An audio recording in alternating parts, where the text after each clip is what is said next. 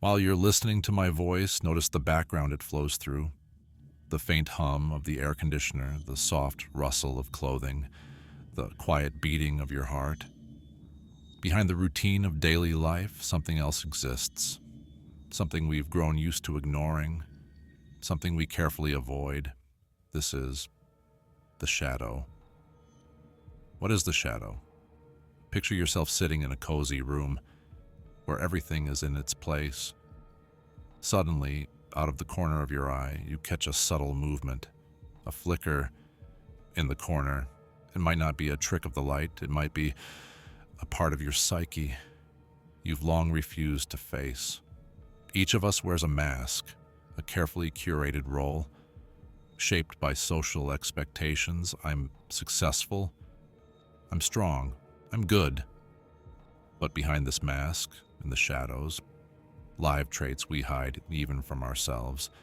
Envy, anger, fear, shame.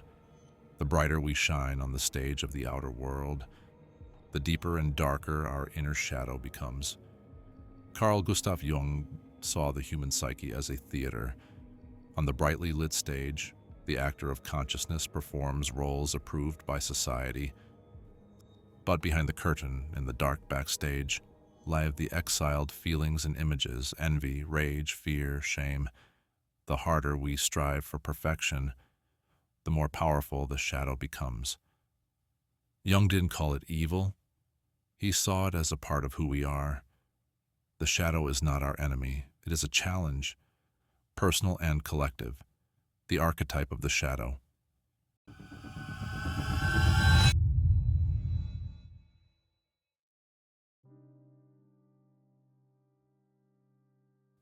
It's important to understand the shadow is not just repressed personal traits. It is also an archetype, a universal image, residing in the collective unconscious. We meet it in myths, in religion, in popular culture.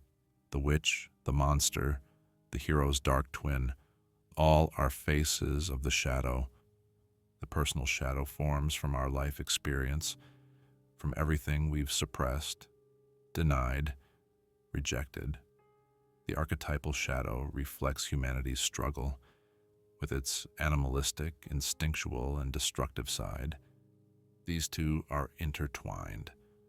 Acknowledging one opens the door to the other. Take Bruce Wayne, Gotham's ideal protector. He is flawless, wealthy, strong, noble, but the brighter he shines on stage, the more clearly his shadow emerges. The Joker, embodiment of chaos and madness, the mirror of impulses Bruce refuses to admit. The Joker isn't just a villain, he's a reflection. And the more Bruce denies him, the more powerful the reflection becomes. How often have we faced that mirror when hatred for someone masks hidden envy, when irritation with a loved one is really anger at ourselves, when our choice of job, partner, lifestyle is driven by fear, not freedom. The shadow always finds expression in dreams, anxiety, irritability, emotional breakdowns.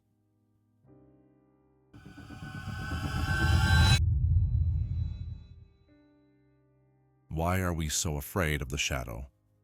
First, societal expectation and norms. We're told that a good person doesn't feel negative emotions. Second, recognizing the shadow can shake our self-image. But the paradox is this: acknowledging our weaknesses makes us stronger. It's like surgery, painful, but necessary.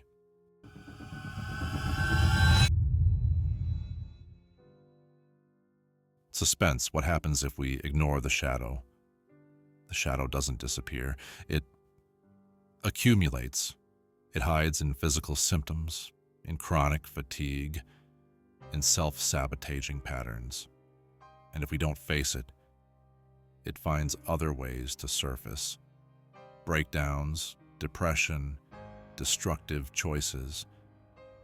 As Jung wrote, until you make the unconscious conscious, it will direct your life, and you will call it fate.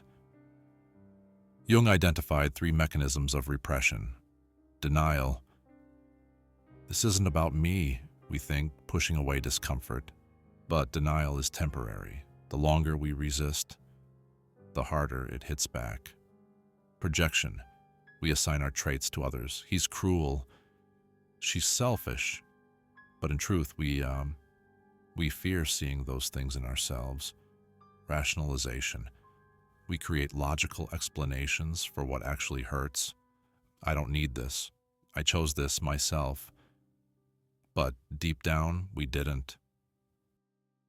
Have you ever caught yourself projecting? What do you most often deny in yourself? What might happen if you stopped hiding that emotion?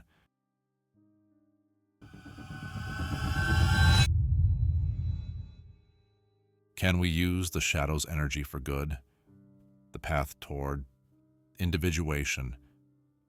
Integrating the shadow is just one step, but a crucial one. It begins the journey toward becoming whole, authentic. Jung proposed several practices for befriending the shadow: active imagination. Close your eyes and imagine the part of yourself you usually reject. Speak to it.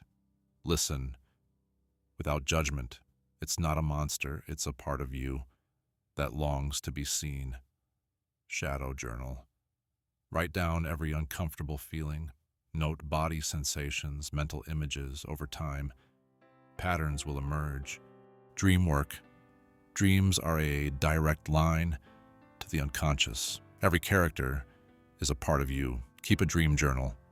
Ask, what is my psyche trying to say? Creative expression, paint, sing, dance, sculpt, give form to emotions that have no outlet in waking life. Embodied practice. Anger can be processed physically. Dance, sports, movement, they help the psyche release what word cannot. Imagine yourself standing atop a skyscraper, city lights pulsing all around you. Inside you feel fear, rage, love. When you acknowledge and accept each of them, you become whole. The shadow doesn't destroy the light. It makes it real. The shadow is a tight passage, a narrow door whose painful constriction no one is spared, who goes down to the deep well. Carl Jung. Integration brings freedom and strength. Aggression becomes the defense of boundaries. Envy shows us our true desires. Fear becomes a warning system. So ask yourself, what part of your shadow are you ready to accept? Share in the comments. And remember, your dialogue with the shadow is just beginning. Now let's go deeper. Because the shadow isn't just a hidden part of us, it's a mirror we fear to look into, and yet in it lies the truth. We're used to searching outside ourselves in self-help books, podcasts, coaches. We're told to eliminate the toxic, the negative. But what if that is where growth begins? What if anger isn't a problem, but a signal?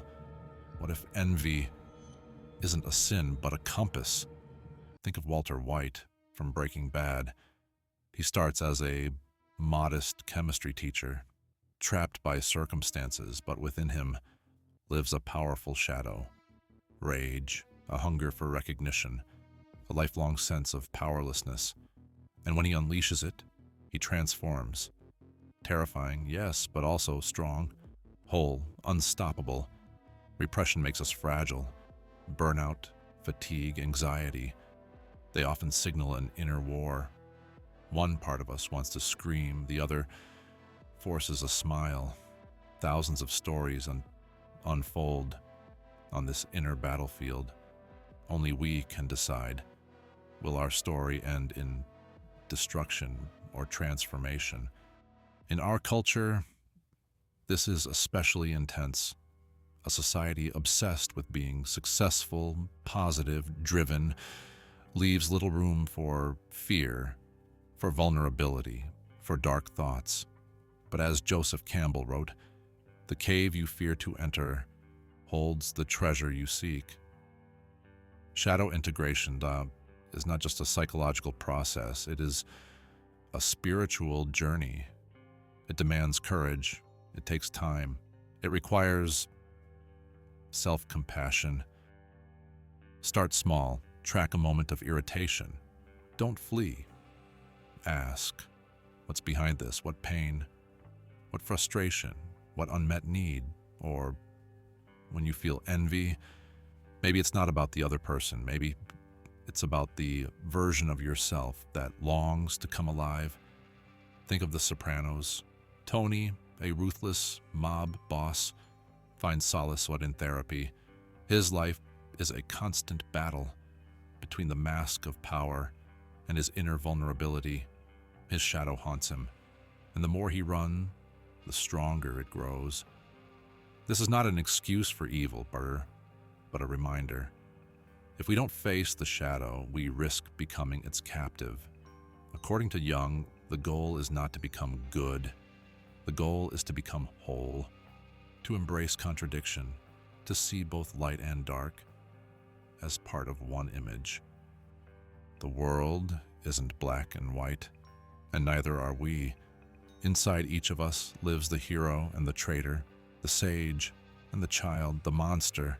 And the more you try to lock the monster in the basement, the louder it roars at night. The next step is integration. Integration doesn't mean letting the shadow take over. It means hearing it, respecting it, giving it form, turning raw impulse into conscious action. What might that look like? Anger becomes boundaries. Envy becomes a blueprint. Fear becomes intuition. Longing becomes a call for change. You become the alchemist. You transmute darkness into fuel, and that is a lifelong art.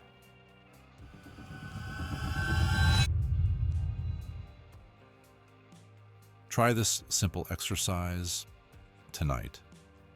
Before bed, in silence, ask yourself, what am I denying in myself?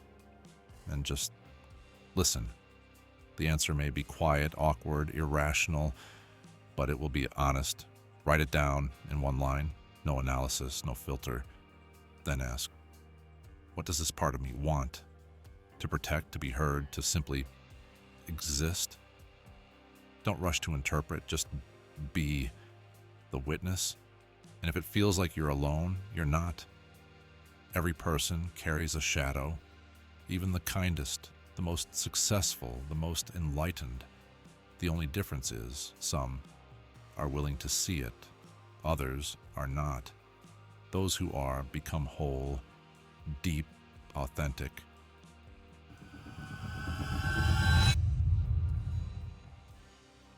If you've made it this far, maybe you are one of them. Share in the comments, what have you realized about your shadow? What part of you wants to be heard?